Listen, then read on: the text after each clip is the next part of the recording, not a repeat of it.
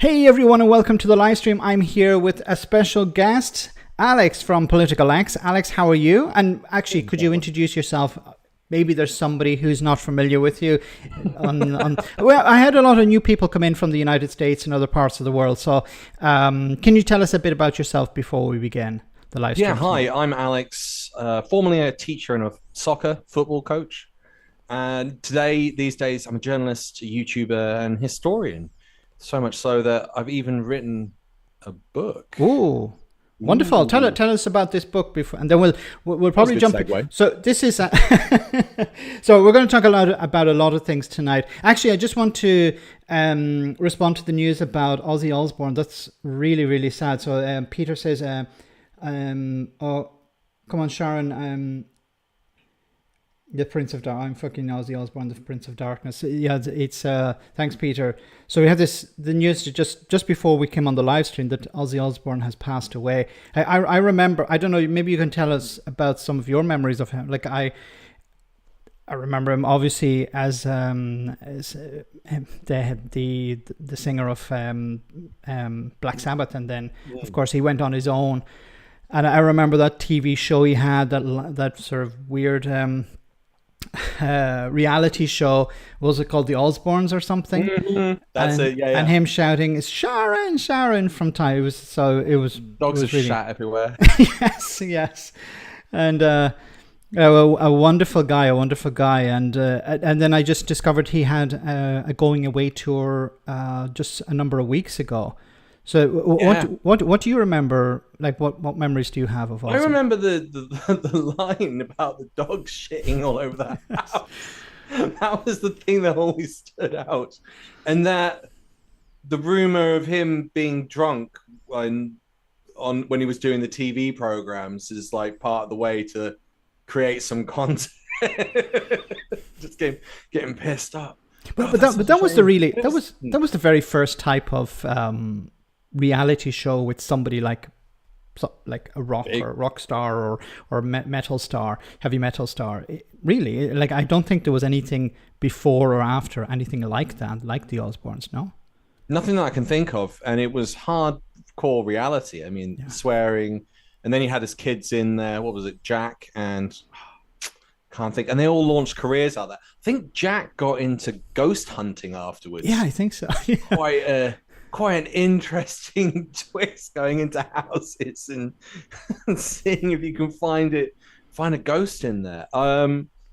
Yeah, I think Ozzy Osbourne slightly, like, I recognize the music. I mean, I grew up listening to lots of rock, but I never got quite into Black Sabbath as a lot of people did in that time and era. So I think it was more 80s that he really smashed the scene and put Birmingham back on the map. And I think Geezer Butler helped out Aston Villa a little bit by giving it a bit of pizzazz. It was funny when you said the Prince of Darkness. I was thinking of Nigel Farage. Yes, we all live in hope. Yeah, we all live in hope. So let's tell us about this book that you've written, and what is it about, and where we can find it as well. Which is very important. It's funny that we talk about the Prince of Darkness because he obviously features within. I mean, not Ozzy Osbourne, Nigel Farage. Gonna have to somehow distinguish the two there. One was the good Prince of Darkness. Yes. So the premise of the book is I'm building on Noam Chomsky's work. So Noam Chomsky did a book called Manufacturing Consent, and that was massive in its day. And the idea of Chomsky's work was that certain media outlets manufactured people in a certain direction in order to get public consent to do stuff. So I think we can all agree that the papers got involved with the Iraq War. Would you say that was a relatively fair definitely picture? Like, weapons of mass destruction 45 minutes away, and it turned out it was all based on a student's paper. And then I think Gordon Brown, a couple of years back on Good Morning Britain, said, I don't know if he was meant to say this, but basically said, the Pentagon completely misled us. And like they were like, here's the location, street number, postcode. Here's Dave going into the building. and then he was like, no, it was just all fabricated nonsense. And I mean, the the crazier thing that happened more recently, and I don't think it had the same effect because people have slightly conned on these days, is the all this stuff that was going on with Iran. I think it was the Sun claimed or had it on the front page, "Let's go get them" to Iran, and they've got weapons of mass destruction. Like literally, carbon copy, Iraq, front page. Yeah, I mean, I think it was the Sun. Don't quote me on that or sue me. But but I definitely thought, oh my god, they're pulling it again. And of course, it died its death quite rapidly because who's going to really in the UK back Donald Trump leading the charge into and he'll be in town pretty soon, won't he? You gonna pop over and Yeah, give him a wave in Scotland and Windsor. I'll wave a little flag. So the yeah, a little. But back to the book. Back to the book. Tiny middle fingered. Yes. So I built on that work, and I'm a historian by trade, as I said earlier, and I was like, actually, this is what's happening with Nigel. You know, every time you, what was the quote? I had a quote for you on it. Give me a Farage headline, I'll give you a fear campaign. That was the quote I came up with, which is very apt. I mean, if you look at all the headlines that are coming out and all the reposts he makes on social media, be scared, be scared, be scared, be scared. I'm the only one that can protect you. So with my book, I went, let's actually go through a bit of a time frame, but I've added in some science experiments from the 60s, 70s, 80s, where people are tested on what they did within certain experiments, how to control people, how to encourage people to do stuff through fear. But one of the first things I actually talk about is the Salem witch projects. Salem witch trial. The trial, yeah, not the movie. Yeah, the actual real thing that actually happened. Yeah, the Salem witch trials. So based on mass hysteria. Yeah, so it's 3 girls who all happen to be outcasts in society are suddenly acting quite strange. The argument is that there was a thing called ergot, which is a type of fungi which makes you hallucinate, which can be found on crops. And the argument is that maybe that was in the area and they got a whiff of that somehow, or they ate some of it and it was in the bread, caused them to hallucinate. And then because they were somewhat outcasts or, you know, considered to be people in a lower status situation within society, they were picked on. And it just got out of hand. Like, I think it's the only case in the United States where one person was crushed to death using rocks. That's never happened since. But that was like, you know, trying to extract information, getting them to confess that they were witches or that Satan had appeared to them. Of course, it's all fabricated. But the bit which gets wild is where it ends, because someone accuses the governor's wife. And then it's over. Yeah, it's over. No more. So when you come knocking at power's door, the door is slammed in your face. So I'm slightly thinking to myself, all this migration stuff might come to an end when someone comes knocking on the door for Melania and her family. Yes. I thought you were going to mention Farage there, you know, but it is really concerning because even this week Nigel Farage was talking about the protests in Epping, and it seems that maybe they're closing down this hotel and they're going to move people to another one.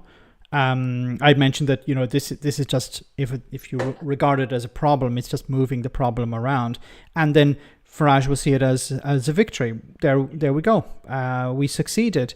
Now we just move on to the next target.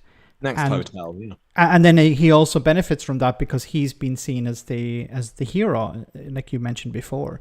So if you face him down, and you probably win, but we don't have politicians who have the balls to do so.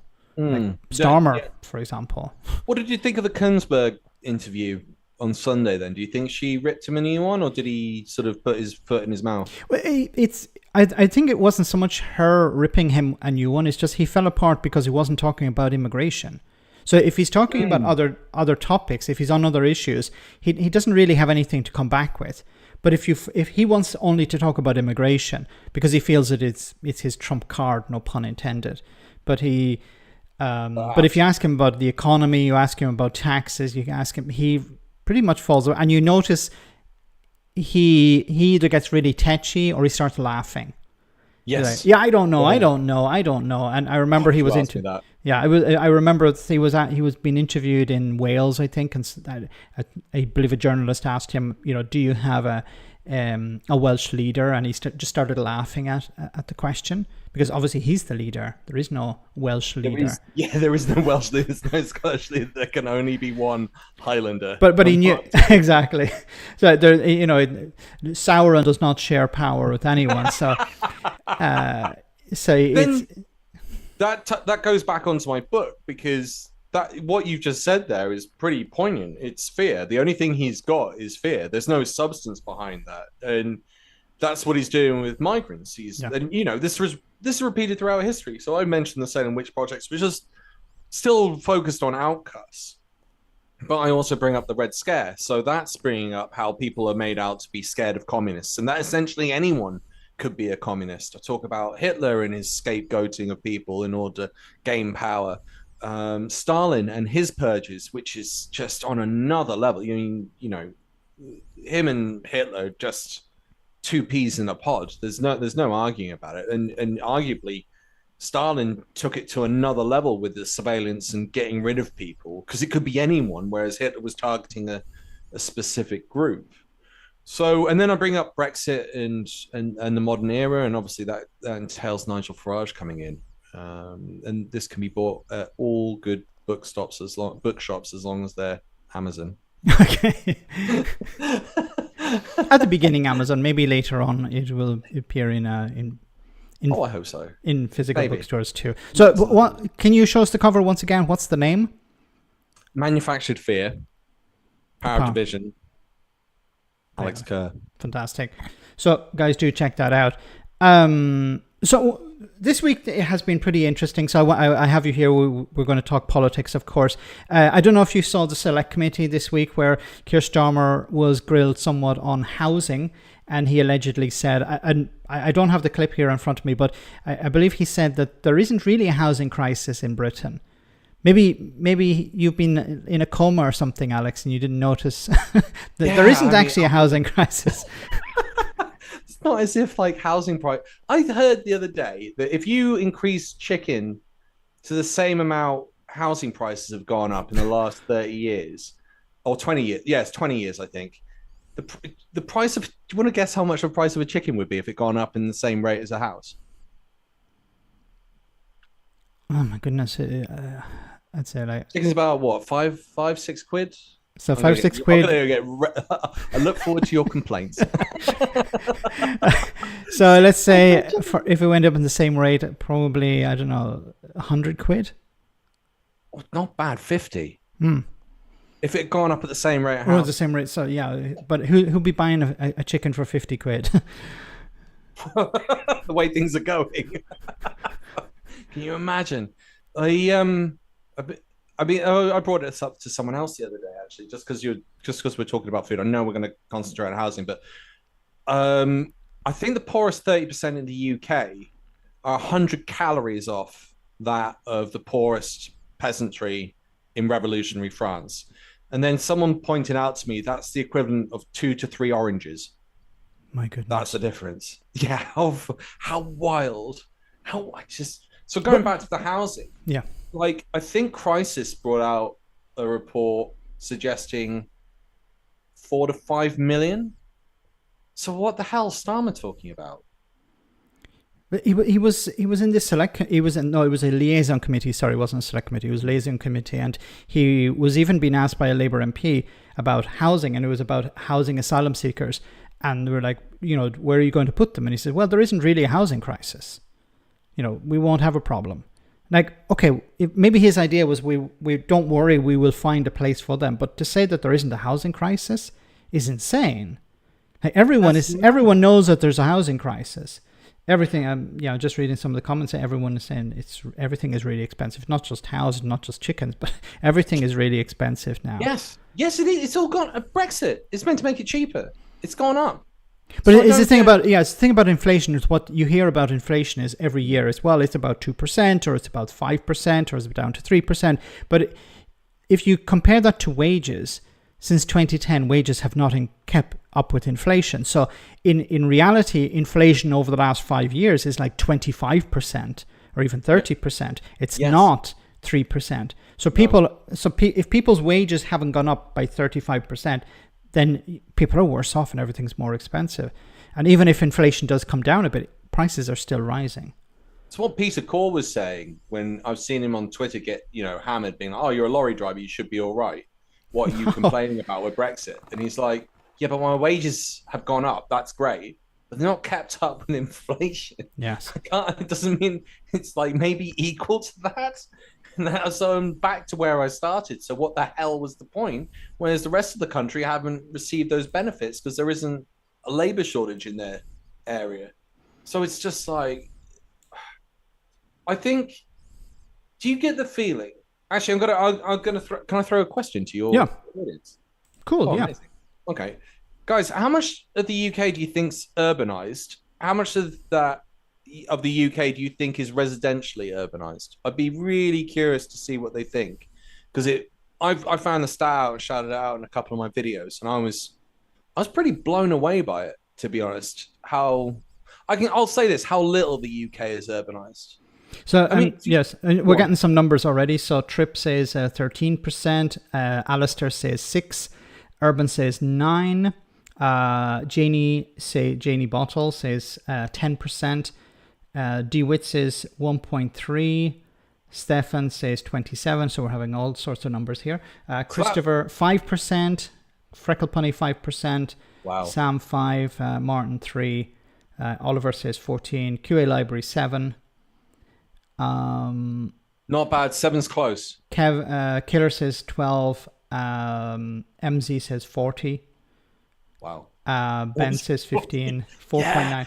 So yeah, we'll stop. So wild. So give us the number. So it's 6.8 is urbanized across the whole of the UK. No, because we have this idea that it's like 90% or something like that. 4% less than golf courses. Yeah, Can I swear? Go ahead. It's fucking. The country's fucking empty. It's empty, and we keep getting told that it's full. And like, I think I worked out that about probably 10 to 15%, nigh near impossible to develop on mountain ranges, hills, forest area that is probably protected or inhospitable, etc. Not that you couldn't probably redevelop it. It's also probably not a good idea to redevelop it.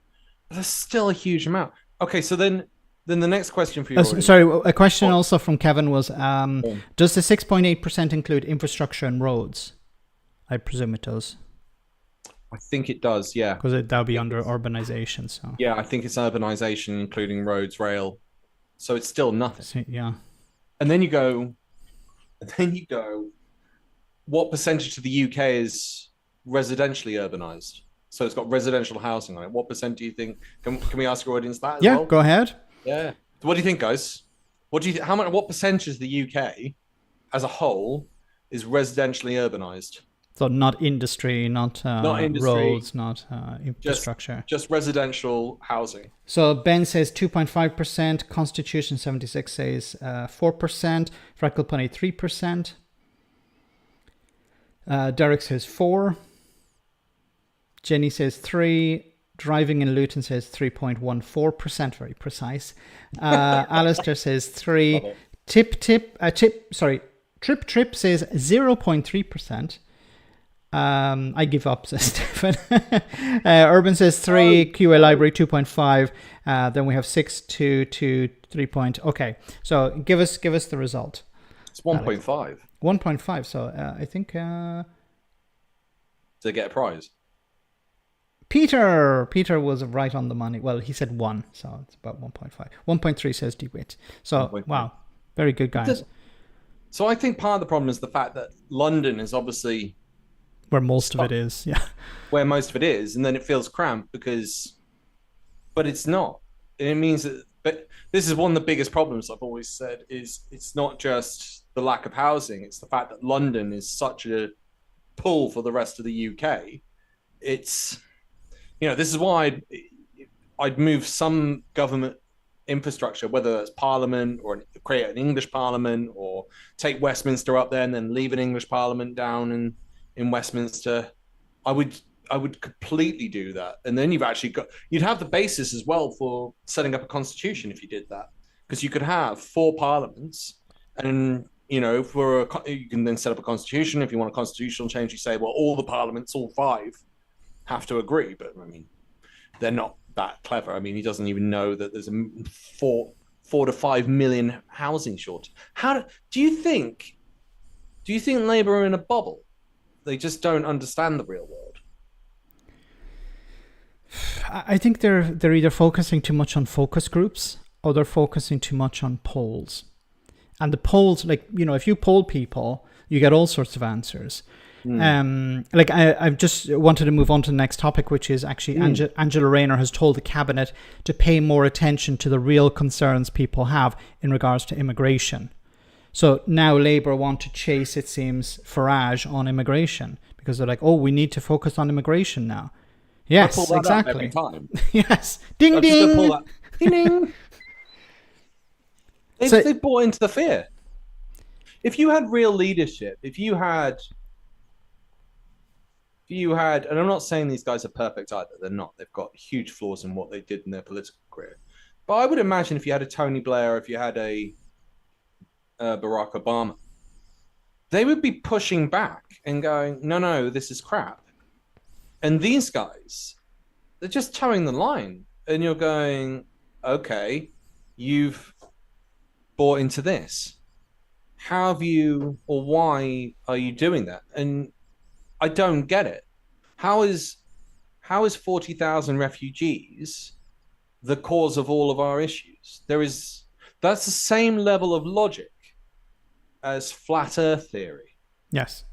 It is. Like even if you were to say immigration is an issue, immigration is a problem, but the vast majority of immigration are people coming in on student visas, or people working, or people coming in as carers, or people working, families of carers, families of workers. So that's most immigration, while a small percentage is the small boats, but the focus is always on the small boats. The focus is always on that. And I think I keep saying there are 2 things. Yeah. I say, the problem is Farage is setting the narrative, and the media love Farage setting the narrative. Yeah. So Farage is using the media to his own gain. He's telling, he's saying, we need to talk about immigration, when the real issues, that people need to focus, or that the media should be focusing on. When was the last time you heard a story about the cost of living crisis? I don't even remember. Like, sometimes you hear about it in relation to other topics like the winter fuel or the 2-child benefit cap, but an actual journalist talking about going into people's homes and asking them about the cost of living crisis. Does that mean that it doesn't exist anymore? Of course not. As we mentioned, inflation, everything is more expensive now. So the cost of living crisis has not gone away. It's actually worse because inflation is still there and people's wages have not kept up with it. So, but why is the media not talking about that? They're talking about immigration. They're talking about small boats. Like, it used to be really just fringe elements in the media, like the GB Newses or the Talk TVs. Now Sky News is, putting out footage of small boats and people being rescued. ITV is doing it. The BBC is doing it. So Farage has now set the narrative. Farage is trying to manufacture consent or manufacture the fear into convince people, the priority is immigration. And then who wins? He wins if the priority has now become immigration. But again, if he wins, we all lose. Exactly. If he wins, we all lose. So I said this about Labour in January. I said if they get the January before they got in, I said if they get in, there is nothing in their manifesto that fixes anything. And I said the key issues, to an extent, things that people are concerned about. So you got the cost of living crisis, but I said housing, you need to make it cheaper. That can only happen if you have more houses. It can't happen any other way. You've got to stop the brain drain. You've got the birth rate crisis, needs to be at about 2.4, 2.7. If you want a capitalist system, we can debate that as a separate issue. Otherwise, it's at 1.44. And we know this is having an effect because they've just had a meeting this week about raising the retirement age again. And you're like, what? Do you want 70-year-olds in the police force? I don't understand. And then, yeah. Sorry, I want to come back to that in a moment. Go ahead. yeah, sorry, I'll be quick. Then you've got the issues of in the 1970s, you had 14 people per one retiree. Yeah. It's now, I won't burden you guys with guessing. I can tell they were like, no, enough. Now it's 14 pensioners for one working person or something like that. It's 2 or 3 to support one pensioner. That's not a sustainable system. But again, Starmer's not talking about it. And you go, if you got rental prices down, if you got mortgages down, if you had more people paying in with their tax, then in theory that would be really good. But then the real kicker comes in with migration. And I've brought this up to a couple of right wingers I've had interactions with in the street when I've done my Vox Pops. They'll go, oh, they're coming over and they're being a burden. And I'm going, so the argument is that they're a burden. And they're right. And I'm like, well, kids don't contribute anything from 0 to 18. And they're stumped because they're like, oh, yeah, they're not contributing. And I'm going, they're not contributing anything for 18 years. In theory, those people coming over from overseas will be over the age of 18 and they'll be instantly contributing.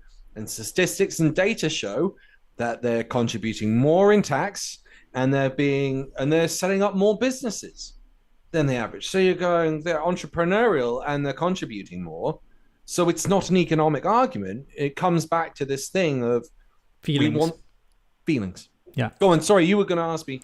No. I wasn't going to. No, it was just there was a thing. It just popped into my head. It was from yesterday. I think it was when Farage was talking about. I think it was Farage was talking about crime.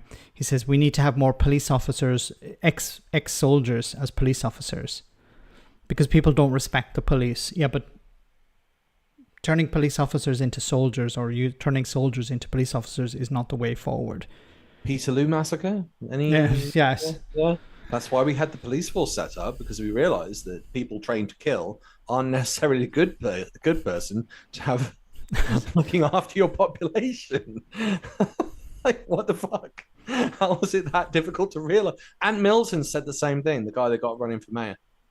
He said that he wants to set up a task force that's army orientated, and that'll clean up London. Not economic issues. No. It's just, but Farage was saying about we need to have everyone who commits a crime, everyone who commits a petty offense like shoplifting, every shoplifting crime should be investigated. And I said, yeah, but how much money would that cost? Because it costs money to investigate. You need to have police resources. You need to have the staff. They have to do the investigation for for something worth 50 quid. That's why they're not doing these investigations. Yeah. Because it's not worth it. Because, in the past, there was very little petty crime because, you already had the resources. But the Tories cut the police service. They closed down police stations. So then you end up having fewer police officers doing more work. And then Farage is going to throw a whole load of extra work on them. They could be investigating murders and they're like, well, we need to take a break from investigating murder because somebody stole the Mars bar. It's insane. Do you think they'll include Andrew? No one's brought that up with him. He was on Kunzberg for an extra, 5 minutes to Ed Davey, even though Ed Davey's a bigger party. And she didn't ask him about Epstein. Do you think they'll include Maxwell? She lived in London. We've got photographic evidence she trafficked people, and yet I don't think Farage will ever bring that up. And I'm waiting for one person in the press to bring that up with him. What does he think of Epstein and Trump? Because it's going to be some wackadoodle conspiracy theory he's going to bring up. Sorry, but we've gone slightly off tangent. It's insane. Like, they don't understand that you can reduce, all the evidence is there. If you create a stable economy, for example, not doing Brexit, If you create a stable economy, people commit less crime. If you keep wages up with GDP, you'll have higher wages, significantly higher wages. It means less likely to commit crime. And of course, when people do start, it's difficult. I can't say that. I'll retract what I was going to say because I don't think that's fair. It's not too surprising to see that if there's increased poverty, there is increased crime. That's the long and short of it. And what you really want is as much stability in an economy and in a country as possible. And that reduces crime. Shock. Yeah, and then, but yeah. Sorry. Go on. Finish the thought. I think the youth clubs. Yeah. I think I worked in a school and we saw it.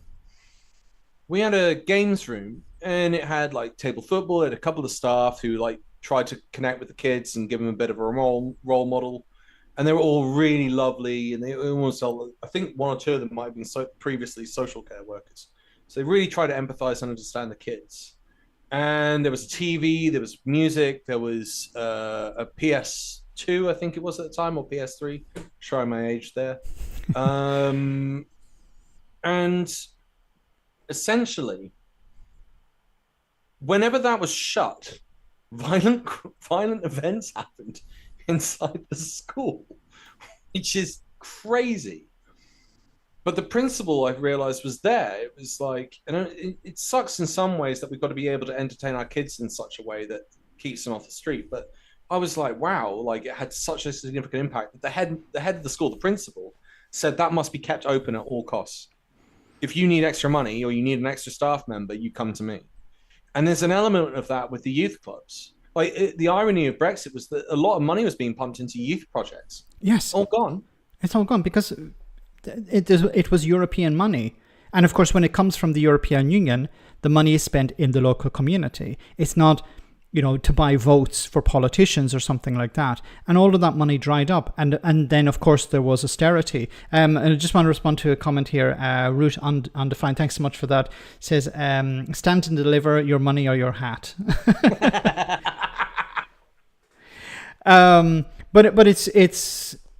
But it's true. Like austerity took away a lot of services for young people. So then they found themselves with nothing to do. Young people have a lot of energy. They need to spend that energy. They need to expel it in some way. And if you don't have like sports for them to do, if you don't have swimming pools, if you don't have activities, they're going to rely on social media, or they're going to just hang around, loiter, and then they'll be bored. And then they start like, okay, let's make some entertainment for ourselves.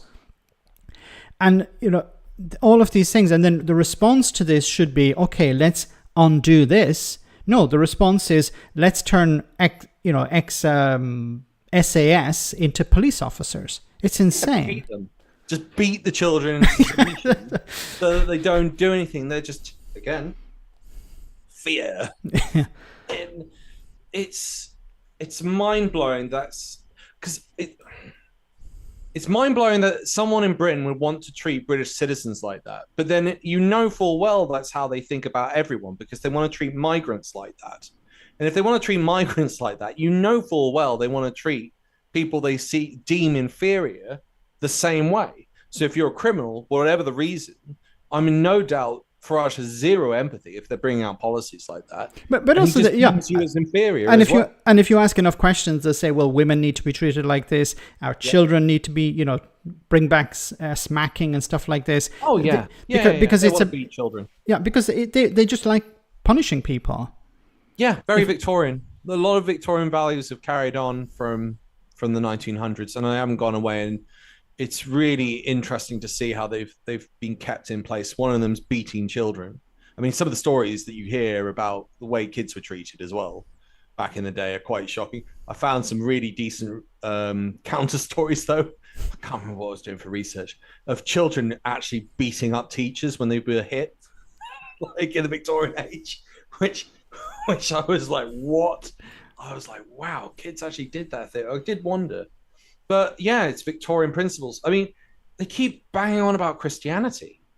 Richard Tice is banged on about it. Farage in that Kunsberg interview banged on about it. Do you think this is something... I have this fear that this is something coming from the United States. There's a Yes. lot of money coming from far right groups in the United States. It's been pumped into Europe, pumped into the UK to fund sort of charities or organizations which keep pushing this. Like Farage was linked to an anti-abortion Christian group in the United States. Hmm. And then he was doing an interview where he was saying, well, it's an absolute they're killing children or something like that. He was saying they're killing babies. Didn't go on for too long about it, so maybe their money ran out. But there's all these sort of things being pushed constantly. Language and positions we haven't heard for 40, 50 years. Yeah. Yeah. Since the 30s. It's there. I mean, again, not to plug the book too much. I will not be Boris Johnson, but I'll be better than that. It's not hard though. No, you're setting the bar pretty low. It's setting the bar low, yeah. This is what you saw in the 30s, and I can point to lines that our MPs have used in the UK presently, and go, I can show you that line in Mein Kampf. I can show you where he called immigrants invasion. I can show you where he said the word swarm. And I can go, oh, David Cameron called it a swarm. Suella Braverman's used the word invasion. Nigel Farage has used the word invasion. I can show you Nigel Farage with a poster that looks like it's come from a Nazi movie. And you're going, and the Madagascar plan, yeah, that's a Nazi plan. That was what we did with Rwanda. It was like carbon copy. And you're going, what are you doing? Why are you repeating this? And they're trying to bring... I think there's... Sorry. No, and they're trying to bring it back. There was a Tory MP the other day talking about, well, we just need to send people to...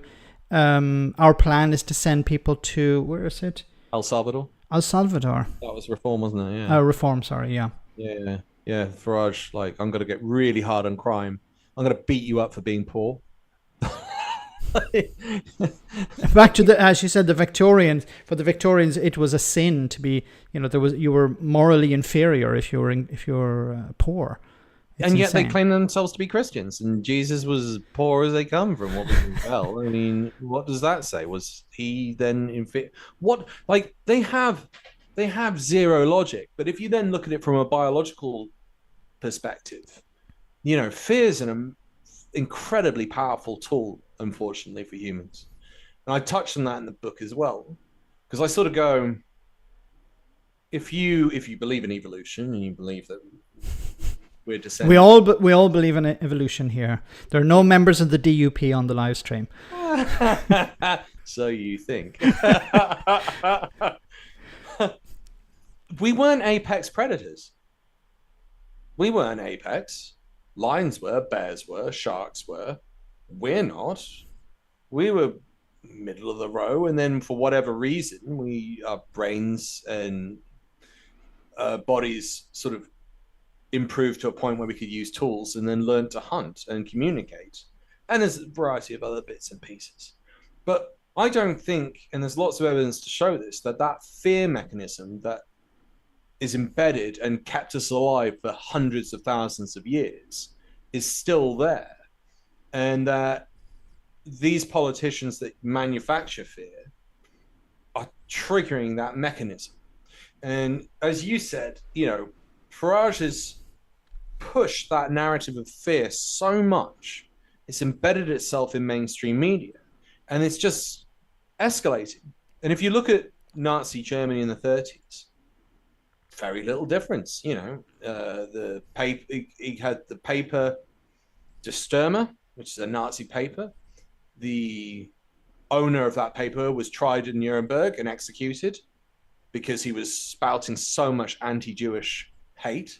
I believe even the paper existed right up until the very end of the war. Yes. And it was still pumping out, like they were printing stuff, with the rubble falling on their heads, but they were still pumping out the propaganda because they needed to keep people, keep people afraid. But even when it was over, they were still trying to do it. It's and whatever the excuse was, they could use it. If they were winning, they're defeating the evil opposition. If they were losing, the evil opposition's in there, better do another cull.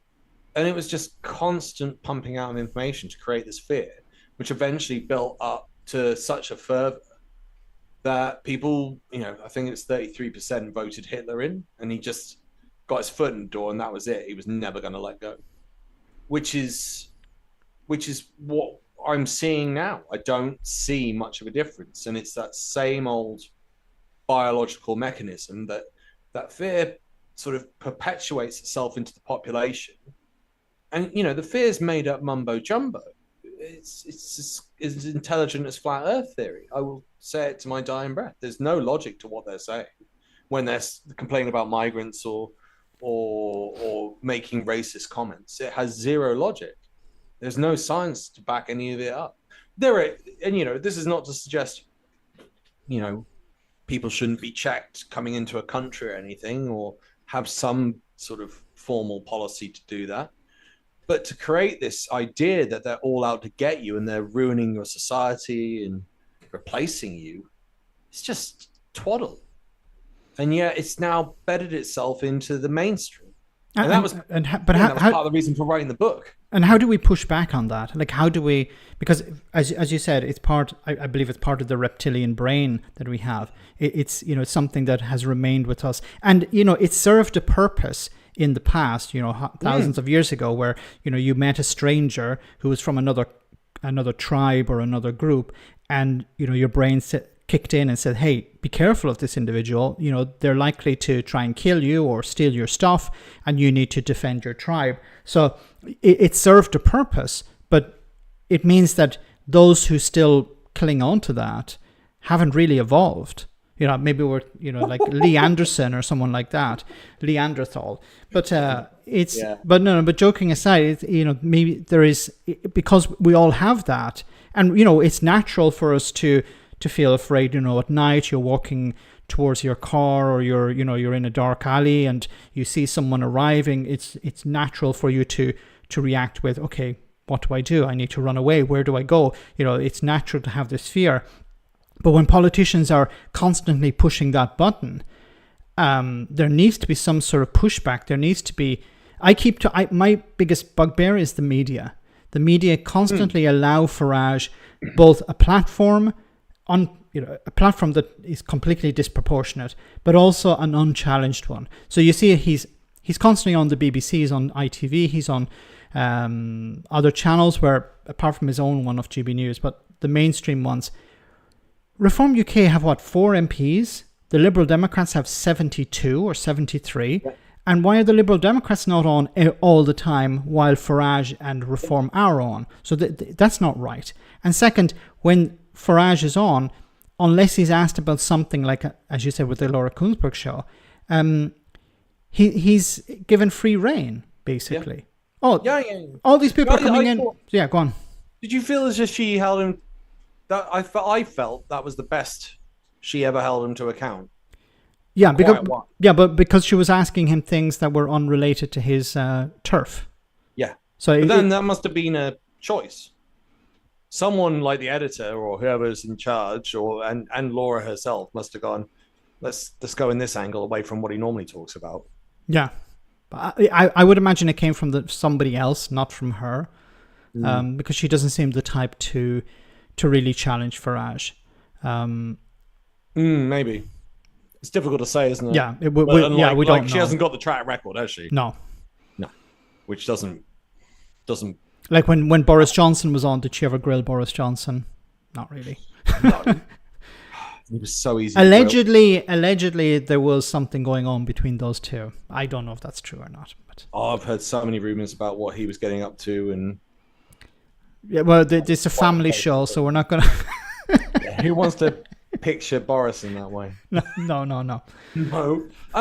Yes, I put a whole section at the back of the book about it, about how to deal with this, and education's one.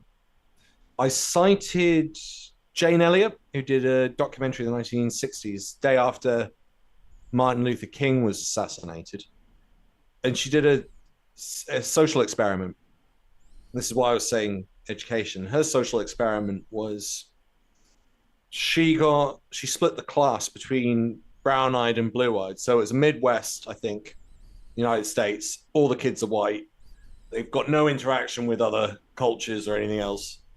Martin Luther King's been assassinated, and she's so sort of taken aback by it that she films it and runs a social experiment. And this is she claims it's a cohesive class, friendly, get along well, work together, follow instructions, nice and bright, etc.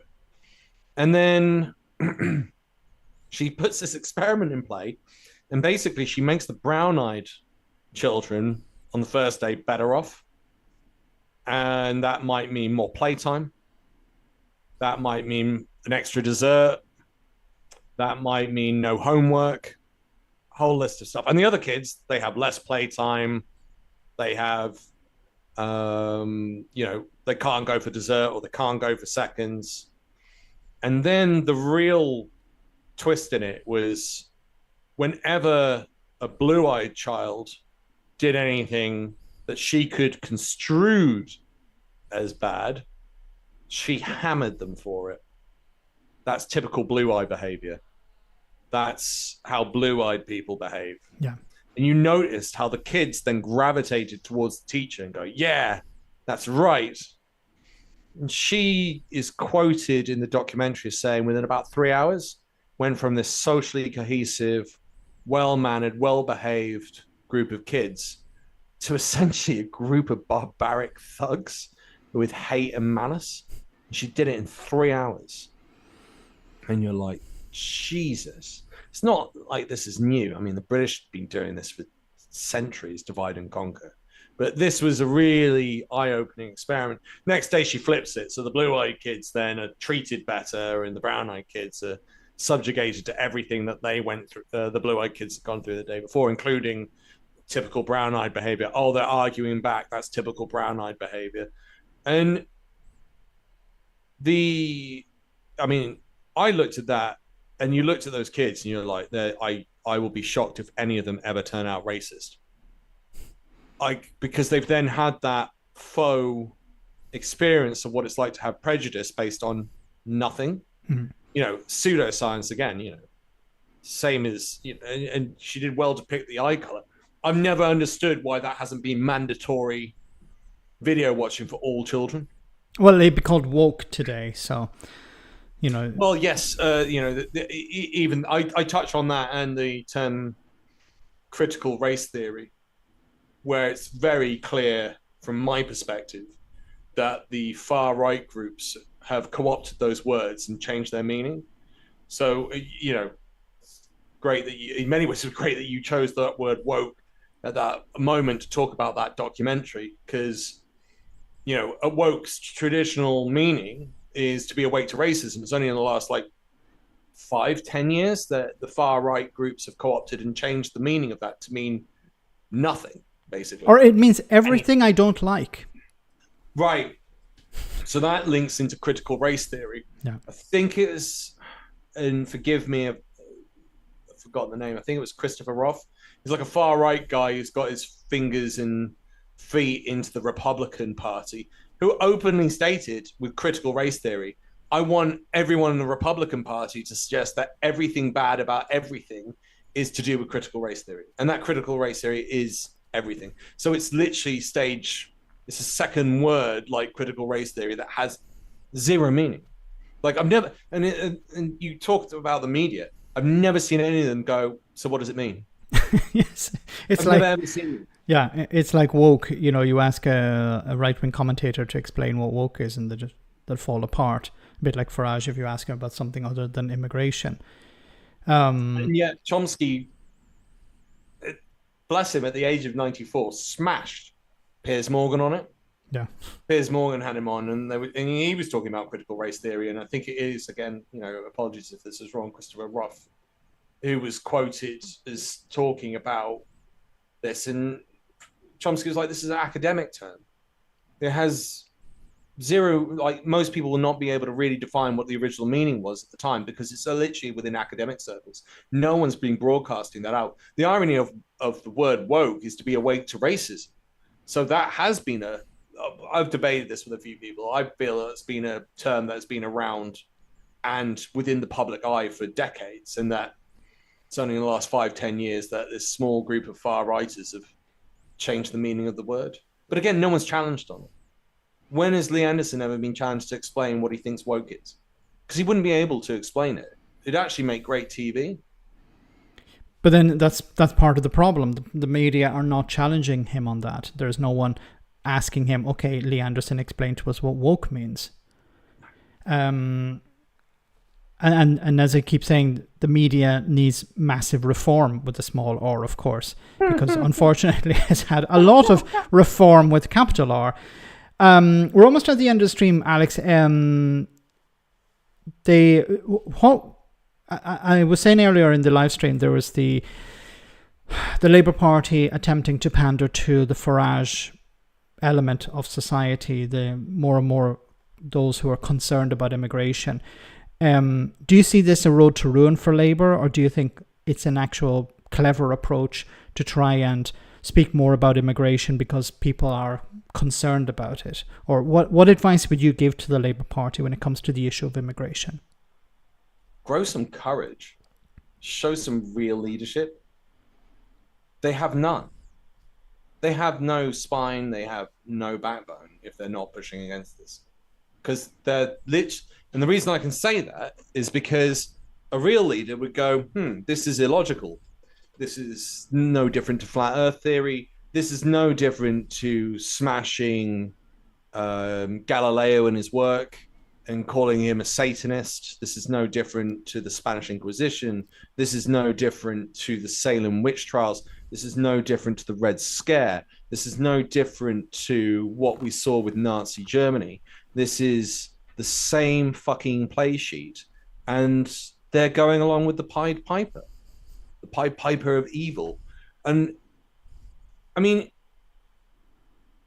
just grow courage. And it's not... It might, I mean, there's an amazing Nelson Mandela quote, which is, it always seems impossible until it's done. Yeah. But they're not even trying. They're not even trying. You know, you were talking about the far right. I mean, they've got Morgan McSweeney, which is a name that keeps coming up more and more. He's like becoming clearer and clearer that he's like the new Cummings. But he's tied in with Glassman, the blue Labourite. The stuff that guy said. I've seen him on Times Radio a number of times, and why the hell is this guy speaking for Labour? It's insane.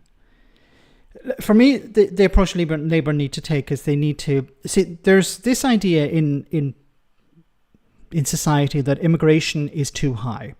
But if you ask people, should the NHS have access to the workers it needs? Yes. Should the care sector have access to the workers they need? Yes. Should agriculture, and you can go through the list of all the different industries, and people will say yes. Even people who are on the right of politics, they will say, yeah, well, of course, the care sector needs to have workers, and if we don't have them in Britain, we should bring them in from abroad. So I think Labour should focus on that and say, look, Farage is trying to sell you this idea that we just need to bring down immigration, but he's going to undermine different sectors of the industry, different sectors of the economy. We want to focus on the sectors that need immigrants. We need immigrants. We don't have enough. And then bring up Brexit. Of course, they won't do that. If they were honest about Brexit and say, look, this is the guy who sold you this problem. This is the guy who's responsible. He sold you this idea that we would bring down immigration and everything would be wonderful. Well, immigration dropped, and then what happened? We had to bring people in from other countries because we couldn't bring in Europeans. And those people brought their families with them. I don't have a problem with that. Most people don't have a problem with, families coming from other parts of the world to our countries. But if you're concerned about immigration, if you truly worry about that, then who's responsible for that? Farage is. So let's focus on rebuilding industries, rebuilding sectors of the economy, making sure that they have stop the yachts, well said, Suzanne. That's a bigger problem. Focus on those parts of the economy that need workers. And then you can sell the idea, okay, while we're trying to rebuild, while we're trying to train up British people to do these jobs, we rely on foreign workers. That's a pragmatic approach. That's an honest approach. Farage is selling you a pipe dream. He did it in 2016. He did it in 2019. Yeah. I'll let you have the last word before we go, Alex. But they won't. So, I mean, this is the thing. So we all agree that the cost of living crisis is a problem. No one's talking about that. It was interesting, actually, when you were talking about migrants earlier. When was the last time you heard a good story about migration? Yes, never. When was the last time? I don't think there has been. Not for a decade, at least. There's not been a single decent migrant story. So, and that's telling. And that shows that there isn't an unbiased situation in the press, because you would think for balance, you would do something like that. No, just evil. So I really should plug the book for the last word, shouldn't Yes. I? If you want to solve these problems, read this book. I agree with what you're saying. I don't think Labour's tackling any of the problems, though. I think those problems are cost of living crisis, and that is solved by producing more houses. And they've got to do something about the birth rate if you want to continue that system. But then the other issue is that, and no one's talking about this, and dear God, Nigel Farage would be the worst person to deal with this, because he's just got no brain for anything to do with future tech. It's AI. Yes. That's a huge problem. Those robots are going to get better. Those self-driving cars are going to get better. What is the economy going to be with that? I assume what Farage will suggest is destroy all AI. Just get a brick and smash the computer. Go back to pen and paper. Go and live in the cave. Yeah, but I mean, and in many ways, I'll finish on this. In many ways, he's done that with Brexit. He's literally convinced a huge chunk of the population that the problem. It's a Neil Tyson Degrassi quote. It's about the cave, and he's basically saying that everyone's been told to stay in the cave and not to leave the cave. And he's been going, and this is a reference to space exploration, but I thought it was relevant to Brexit. A lot of the solutions to our problems are outside the cave. Yes. And being told to stay in the cave, you would go, you're insane. That's not a very good idea. And yet all of our politicians are going to stay in the cave. Labour, Conservative, Reform, stay in the cave. Fix the problems of the cave. And they're going, but if I go to that mountain, I might find a solution. Oh, and don't talk to strangers. Yes. Well said. So before we finish, the name of the book, once again, can you put it up on screen? Manufactured Fear, The Power of Division, by Alex Kerr. Thank you so much, Alex, for coming on today. And it'd be great to have you on again. We can do another live stream, and we can get into more about AI and all those other wonderful topics. So thanks to everyone who came on tonight. Thank you so much for your super chats. Thanks to the moderator for doing a wonderful job. And I'll see you on Friday, same bad time, same bad channel. Thank you, Max. You're awesome. Thank you.